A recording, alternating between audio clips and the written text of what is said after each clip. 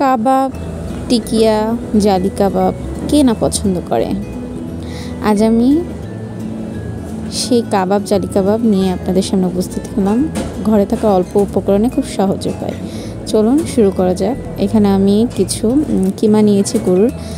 এটি আপনি ব্লেন্ডারে বানিয়ে নিতে পারেন গরু ছোট ছোট পিস করে, বা দোকান থেকে কিমা করা মাংসও নিতে পারেন। তো এখানে আমি 1 কেজি মাংস নিই। ভালো করে পানিটা ঝরে নিয়ে তাওয়াল বা টিস্যু দিয়ে ঝরিয়ে নিই। দেন এখানে কয়েকটা পাউরুটি নিই। পাউরুটিগুলো এইভাবে পানিতে চুবিয়ে সাথে সাথে পাউরুটিটা দিয়ে হাতে ভালো করে চিপে নিতে হবে, যেন পাউরুটির মধ্যে কোনো পানি না থাকে।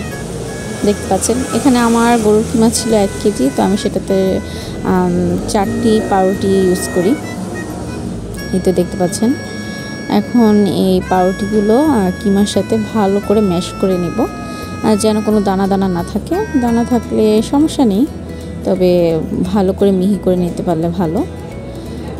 আর কিমা দোকান থেকে যদি কিমা নাও পান, কোনো সমস্যা নেই। গরু পিস করে নিয়ে মাংসটাকে ব্লেন্ড করলেই কিমার মতো হয়ে যাবে। আমার কাছে মনে হয় সেটা আরও ভালো। তো এখানে কাবাবে অনেকে ডাল ইউজ করে, আমি আজকে আপনাদের ডাল ছাড়া কাবাব দেখাবো। কাবাবটি খেতে খুবই মজাদার হয়। এই তো পাউরুটিকে ভালো করে এই গরু কিমার সাথে ভালো করে মিশিয়ে এখন এখানে আমি ইউজ করব 2 টেবিল চামচ আদা রসুন বাটা, আদা এবং রসুন। এরপর আমি এখানে দিয়ে দেব টক দই। টক দইটি আপনারা এখানে 2 টেবিল চামচ বা 3 টেবিল চামচ দিতে পারেন। আমি এখানে 3 টেবিল চামচ দিয়েছি। টক দই যদি বাসায় না থাকে সেটাও কোনো সমস্যা নেই। 3 টেবিল চামচ গুঁড়ো দুধের সাথে 1 টেবিল চামচ লেবুর রস মিলিয়ে নিলেই টক দই হয়ে যাবে। আমি বেশিরভাগ সময় এভাবেই টক দই ইউজ করি, আজকে আমার বাসায় ছিল। এবার দিয়ে দিলাম মরিচের গুঁড়ো 2 চা চামচ, আর দিয়ে দেবো গোলমরিচ 1 চা চামচ। এবার দিয়ে দিব রাঁধুনি রেডিমিক্স জালি কাবাব মশলা। এটি ইউজ করতেও পারেন, নাও করতে পারেন, কোনো সমস্যা নেই। আমার বাসায় ছিল, দিলাম, তবে দিলে টেস্টটা আরও ভালো আসে। এবার দিয়ে দিলাম কেচাপ। কেচাপ আপনি 3 টেবিল চামচ দিতে পারেন, কম বেশি কোনো সমস্যা নেই। এবার দিয়ে দিব গরম মশলা 1 চা চামচ। গরম মশলা দিয়ে এখানে আমি এবার দিয়ে দিব ঘি।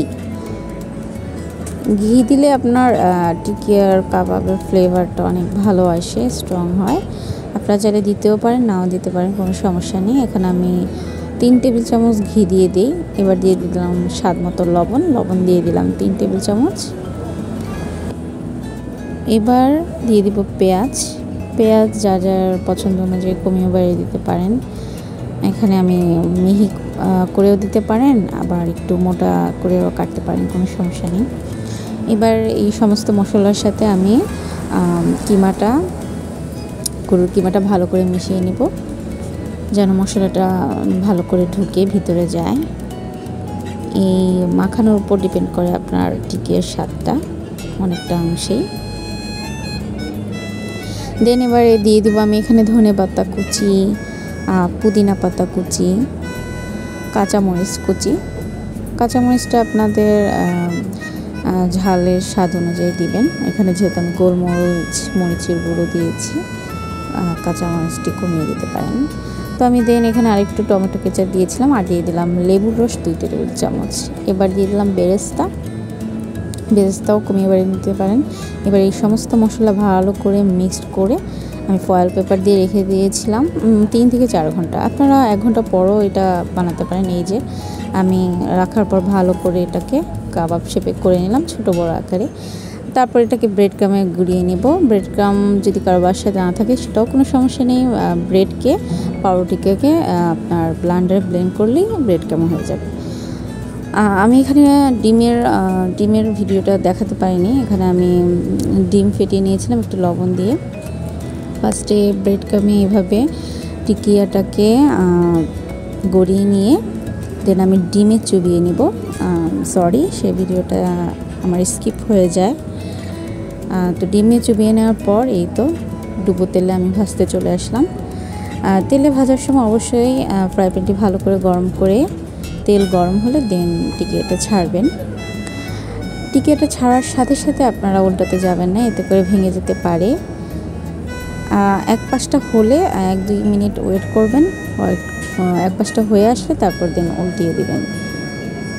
এক পাশটা হলেই আপনি বুঝতে পারবেন যে নিচের সাইডটা হয়ে গেছে। এই যে দেখতে পাচ্ছেন, আমি ছোট বড় করেছি, আপনারা একই শেপে রাখতে পারেন। এখানে যদি আপনারা সেই ফেটানো ডিমটা উপর দিয়ে ছিটিয়ে দিয়ে দেন, তাহলে কিন্তু জালি কাবাব হয়ে যাবে। প্রসেস কিন্তু একই, কাবাব জালি কাবাব প্রসেস এক। খেতে কিন্তু এটা খুবই মজা হয়, আপনার বাসায় ট্রাই করে দেখতে পারেন। এটা পোলাও, আপনার বিরিয়ানি, রুটি সব কিছুর সাথেই ভালো যায়। আপনারা এটা অবশ্যই ট্রাই করলে আমাকে জানাবেন। আর খুবই মজা হয়, কোনো অংশে বিয়েবাড়ির টিকিয়া থেকে কম না। ট্রাই করলে অবশ্যই জানাবেন। আপনারা ঝটপট বানিয়ে ফেলতে পারেন ঘরে, বাসায় কোনো মেহমান আসলে বা বিকালে নাস্তা হিসেবে। বাচ্চারা কিন্তু খুবই পছন্দ করবে এটা। আরেকটি কথা, চুলার আঁচটা অবশ্যই মিডিয়াম থাকবে।